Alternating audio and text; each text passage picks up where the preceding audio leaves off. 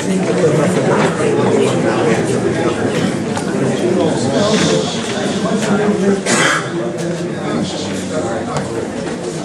have three, I hope they're good things. I just want everyone to know that I ask people to speak into the microphone because there are others who cannot hear, especially in the back, and who are hard of hearing, or they're too shy to ask people to speak up. If people do not speak into the mic, will one of you please be sure that everyone, including me, speaks directly into the microphone? This will help prevent ADA compliance complaints. Okay.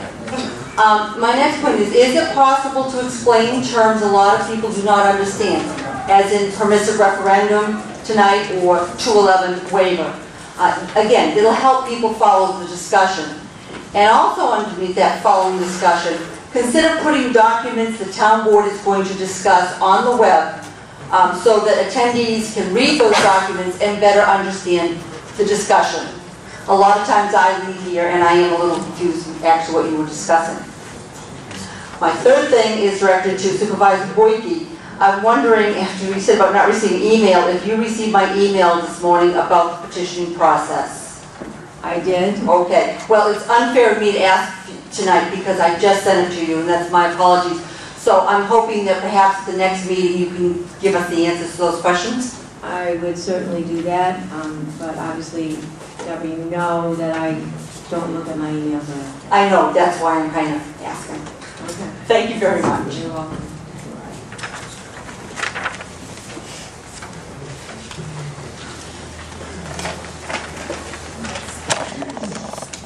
Tom Beaulieu, 6121 Palm Summit.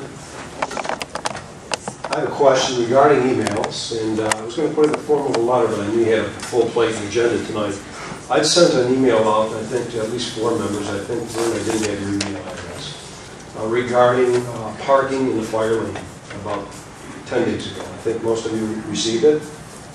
Okay, I didn't get a response back from anyone, so I'm going to start putting it in the form of a hard copy. All right, let me finish. And the reason I bring that up is because the chief was kind enough to take a call when I noticed a lot of people were doing drop-off parking in front of Price Chopper and decided to leave their cars parked in the fire lane because it's convenient. If you don't enforce the law, people are going to do what they want. However, and I think, Jessica, you probably recall maybe 3 years ago, the first time you were on the board, we found that fine is $5 to park in the fire lane. So if it's pouring rain out, it's worth paying $5 so you don't get wet. Perhaps, as I indicated to the town, and I think the chief had said some of the other towns locally are charging a $100 fine. And the people that own those stores, I know they lease them, but whoever the developer is in this case, or the landowner, they should be required, once a law is passed, if it's $100, make sure it's posted on each of those signs.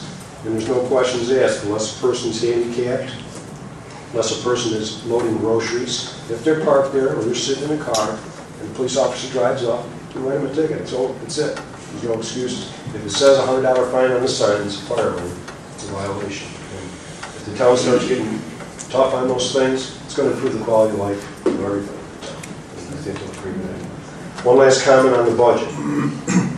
I know we had about an $835,000 shortfall when we walked into this process, the first meeting. Is that correct? My concern is, if we look at our appropriated fund balance, we're taking $891,000 of what we have now and applying it to this year's budget. So that's pretty much covering it plus the $50,000 additional. That's going to leave the town with about $2.6 million in the next few years. In 4 years, at that rate, if you have to borrow that much money from the fund balance to cover insurance costs, pension costs, not to worry about cutting operations, because I know you're down to bare bones. Where's that money going to come from once the fund balance has disappeared? That's something we have to look at. You know that, Jessica. We've talked about this so many times. I understand you don't want to have to raise people's taxes 25%. But the county, the state is going to put those pressures on you. And they're going to say, it's not our problem, it's a locality problem. You deal with it. And I know you don't have the money. Somehow, we're going to get very creative. Thank you.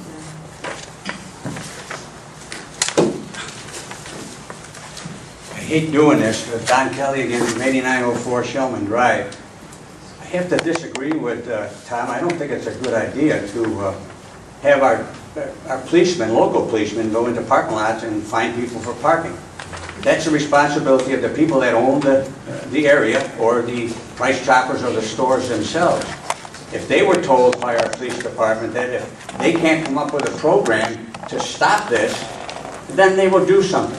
They're going to get mad either way, if they have to fine them or do something, or whether the policemen do it. I don't think we should do it. I think we should put the pressure on them. Let them do it. That's their responsibility. Thank you. Chief, you want to speak to that?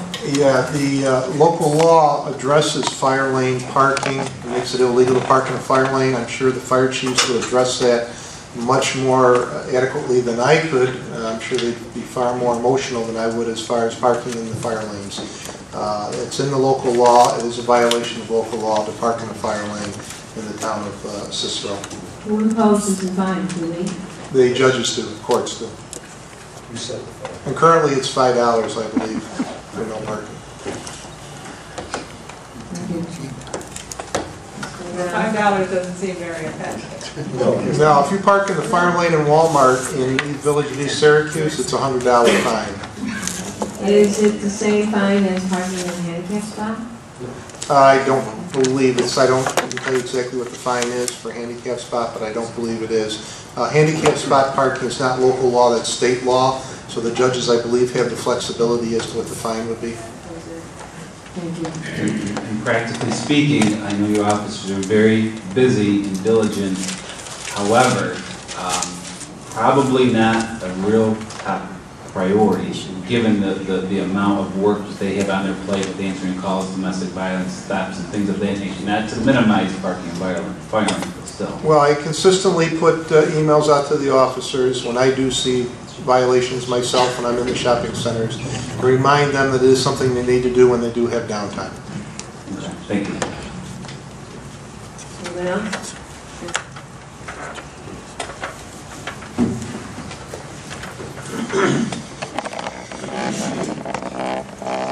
My name is Dave Pangaro, and can you just... Sure. Another one.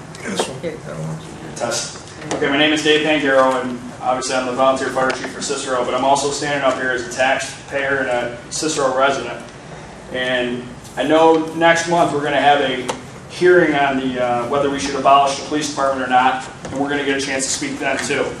But just in case I don't get to make it for whatever reason, I gotta say that with the recent items that have been in the paper with the county and with the county sheriff's department possibly talking about cutting personnel with the sheriff's department, patrols, and then we're going to abolish, just outright abolish the Cicero Police Department and leave us with the sheriffs to make up that coverage. Where are they going to come up with it from? I mean, that's something we really need to be considering. And I know you as a town board are answering your constituents that have come to you and said, please look into this. We need to do this, or we'd like you to look into this. So you're looking into it, but you also have a right to do what's right for the community and for the safety and make that decision. You can vote on it whether you want to do it or you don't want to do it. Our police department has AEDs in the police cars. They also assist the volunteers, the firefighters, and NAVAC. So if they get on scene of a full arrest or a cardiac call, before the volunteers who have to get from their house to the firehouse and so on, they can provide service.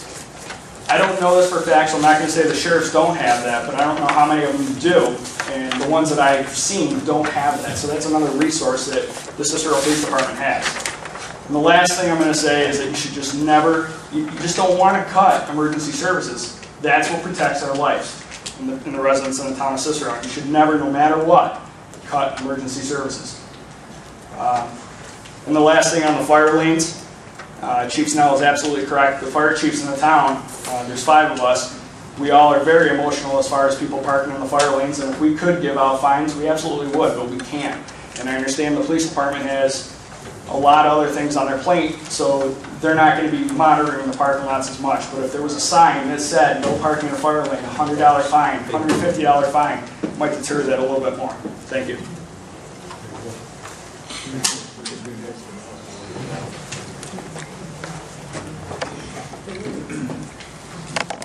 With that, we'll close the public input and move to the engineer's comment? Anything? Mr. Philip? I'm not mad this evening. Attorney comments? And board comments. Vern? Yeah, after we do our comments, then we're going to go and I'll read that. Okay. Let's wait till after executive session. All right, just in case, though, I want to make a couple of announcements in case folks do leave. To mention that the brush and tree limb pickup, the last time is on the west side is going to be on November 1st, and on the east side will be November 7th for brush and branches. The Christmas tree pickup will be on January 3rd to January 29th of 2011. Just want to make sure everyone is aware of that. And with that, I'd like to make a motion to go into executive session to include all town board members to discuss personnel issues. I would ask the attorney, the comptroller, and there's two separate department heads, so I'm going to ask Chris Woznicka to come in first, and then Brad Brennan will follow him. And we will reconvene. Second. Mr. Conway, Mr. Denning, Ms. Zambrano, Mr. Coro, Ms. Boyke. Notice when running your hand. Yes.